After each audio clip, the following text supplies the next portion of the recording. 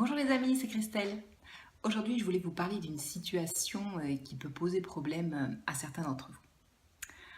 Alors, vous voyez bien, quand on a enfin réussi à les décoller des écrans, des tablettes, des télés, des ordinateurs, et qu'on s'attend à ce qu'ils aillent jouer avec tous les jouets qu'ils ont dans leur chambre, et qu'à la place de ça, ils sont là, nos enfants, et puis ils nous disent « Je m'ennuie, je sais pas quoi faire, je pense qu'à la tablette. » Le fait bien, hein? Bah oui, j'ai le même à la maison. Je les vois bien, tous ces enfants-là qui savent pas quoi faire. Et puis, nous, on pense qu'ils pourraient aller s'occuper, qu'ils pourraient aller s'amuser. Et ta ta ta ta ta. Et quand ils ont fini de se plaindre et de râler, alors ils vont aller énerver leur grand frère, leur petite sœur. Ensuite, ils vont vous tourner autour et ils vont vous rendre nerveux. Et ça va faire des conflits. Et en définitive, qu'est-ce qu'on se dit? Bah, si j'avais su, j'aurais laissé la tablette. Alors moi, je vais vous venir en aide parce qu'effectivement, quand on veut arrêter la tablette, eh bien, il y a des trucs et astuces pour pouvoir leur permettre de faire autre chose. Bien, dans un premier temps, il faut comprendre la situation pour pouvoir ensuite leur offrir quelque chose qui soit adapté à eux.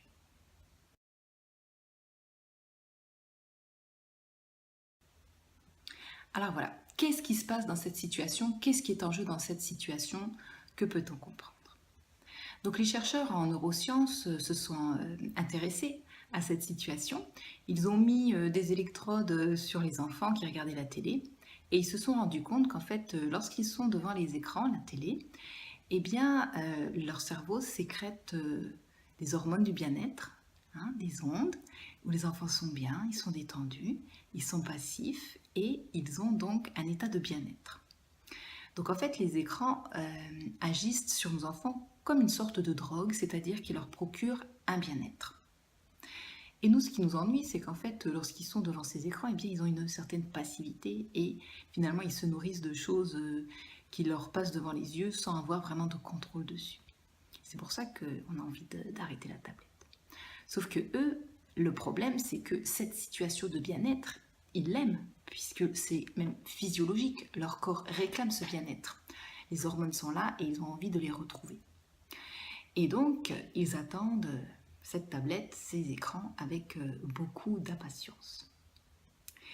De plus, lorsqu'on leur demande d'arrêter la tablette, ils étaient certainement en train de faire quelque chose, soit regarder une émission, soit peut-être jouer à un jeu.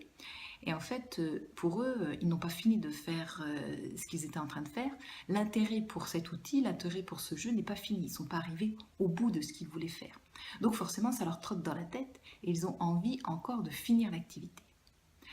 Forcément, donc, ils n'ont qu'une envie, c'est de retourner vers cet élément tablette, cet élément télé et cet élément ordinateur, smartphone, etc.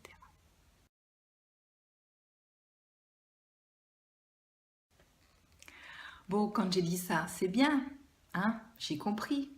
Mais qu'est-ce que je vais faire, moi? Parce que moi, j'ai envie qu'ils s'amusent, qu'ils fassent quelque chose, qu'ils arrêtent d'être devant cet écran. Bon, alors je vais vous partager mes petits trucs et astuces.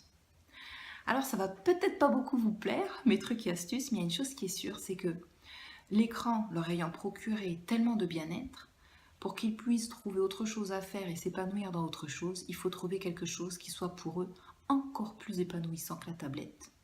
Et ce qui est de plus épanouissant que le bien-être qu'ils retrouvent avec ces ondes qui leur sont données, eh bien, c'est l'attention de leurs parents et c'est le temps de présence avec eux. Donc oui, quand on arrête, eh bien, il faut leur donner de l'attention et de la présence. Ça va être à nous, surtout lorsqu'ils sont petits, eh bien, d'intervenir et pas forcément de les laisser se débrouiller tout seuls. Donc moi, ce que je propose dans un premier temps, c'est de leur proposer des jeux. Donc vous connaissez vos enfants, vous savez ce qu'ils aiment faire, et puis bien leur proposer, je ne sais pas, un jeu de société, leur proposer d'aller dehors, de faire une activité, d'aller sur le trampoline, d'aller faire du toboggan, d'aller faire du vélo, de sortir avec les copains dans la rue. Alors c'est sûr que quand on est soi-même occupé à faire quelque chose, eh bien on n'a pas envie de prendre ce temps ou on ne peut pas forcément prendre ce temps. Mais je vous rassure, il n'y a pas besoin de jouer 3 heures avec eux. On peut être là pour engager le jeu dans un premier temps et rester avec eux, jouer avec eux, et ensuite on les laisse, le jeu est engagé et nous on peut aller continuer nos activités. Ça c'est quand tout se passe bien. Mais il y a des fois aussi où les enfants, ils sont devant les écrans, les tablettes parce qu'ils sont fatigués. Et donc, comme je disais, ces ondes, ça leur procure du bien-être. Et quand on arrête, ils n'ont rien envie de faire. Je m'ennuie. Et vous leur proposez, tout ce que vous leur proposez, c'est non. Non, ben non, non. Puisque eux, ce qu'ils veulent faire, c'est la tablette. Alors là, pour ma part, eh bien moi, je suis, je dirais entre guillemets, radicale. C'est-à-dire qu'il n'y a pas de souci. Donc la tablette, j'ai dit non, donc on arrête. Et moi, je continue avec mes occupations. Et en définitive, lorsque les enfants sont fatigués, eh bien, ils prennent leur doudou, hop, et puis ils vont se reposer un petit peu dans un coin ou dans un autre. Et puis, eh bien, vous, en tant que parent, vous faites ce que vous avez à faire, et puis vous les laissez s'ennuyer un petit peu. Parce que s'ennuyer, c'est intéressant aussi pour eux. Parce que dans l'ennui, c'est là que naît la créativité. Parce que s'ils n'ont rien à faire, eh bien là, leur cerveau va se mettre en marche et ils vont trouver des choses à faire. Nous, on le voit bien en classe, lorsqu'on laisse les enfants sans activité, ah ben ils y restent pas longtemps. Parce qu'ils ont toujours quelque chose à faire. Alors ce qu'ils ont à faire, c'est pas toujours à notre goût, mais ils arrivent toujours à créer quelque chose. Donc là, ça va être à nous de les lancer vers des activités créatrices qui soient plus à notre goût. Donc peut-être leur sortir ce que vous avez, la pâte à modeler, je sais pas, les plaies maïs, leur sortir le coloriage, leur sortir de la peinture, leur proposer de faire justement aussi l'activité que vous êtes en train de faire, de partager un moment avec vous dans cette activité. Quand on a plusieurs enfants, on peut proposer aux plus grands d'inventer des jeux pour les plus petits, d'essayer de voir à quoi on pourrait jouer tout seul.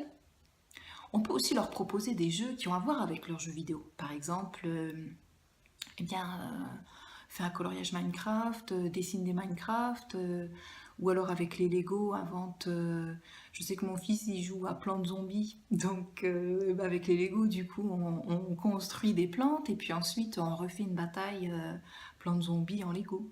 Donc s'appuyer sur des choses qu'ils aiment faire pour leur montrer qu'ils peuvent jouer, qu'ils peuvent faire autre chose. Alors c'est sûr qu'au début, lorsqu'ils n'ont pas l'habitude de jouer, eh bien ça va être à nous de les accompagner dans ce jeu et de les aider à retrouver le goût du jeu et de leur montrer qu'on peut jouer. Et ensuite, au fur et à mesure, mais vous allez pouvoir les laisser eux-mêmes jouer et trouver leur jeu et leur créativité de manière de plus en plus autonome, surtout lorsqu'ils sont grands. Voilà.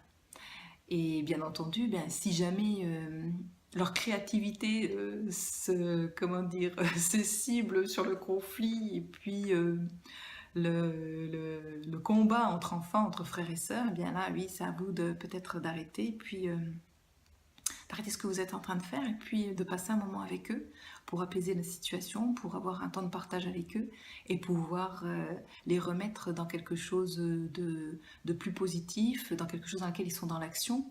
Parce qu'il est vrai que lorsqu'ils étaient devant les tablettes et écrans, ils étaient assez passifs et donc il faut repasser d'une attitude passive à une attitude active et là ça demande de l'effort et lorsqu'ils sont fatigués, ils n'ont pas toujours envie et être devant la tablette et les écrans lorsqu'ils sont fatigués, c'est vraiment pour eux du bien-être et puis entre guillemets de la facilité forcément parce que voilà leurs batteries elles sont pas vraiment au top et du coup il faut une activité et ils sont en même temps en train de se reposer. Donc voilà. Et si vous manquez vous-même d'idées, d'activités pour faire jouer vos enfants, eh bien j'ai fait une série de vidéos qui s'appelle À bas les cahiers de vacances et c'est une maîtresse qui vous le dit. Et dans ces séries de vidéos, je donne des petites activités créatives qu'on peut faire avec les enfants sans avoir besoin de beaucoup de matériel, des choses ludiques qui permettent de jouer et en même temps d'apprendre. Voilà, je vous remercie de m'avoir écouté jusqu'au bout. N'hésitez pas à commenter, à liker, à publier, à partager si ça vous a plu. Si vous pensez que ça peut plaire à quelqu'un d'autre, eh bien, partagez, inondez le web de cette vidéo. Voilà, je vous embrasse et je vous dis à très bientôt.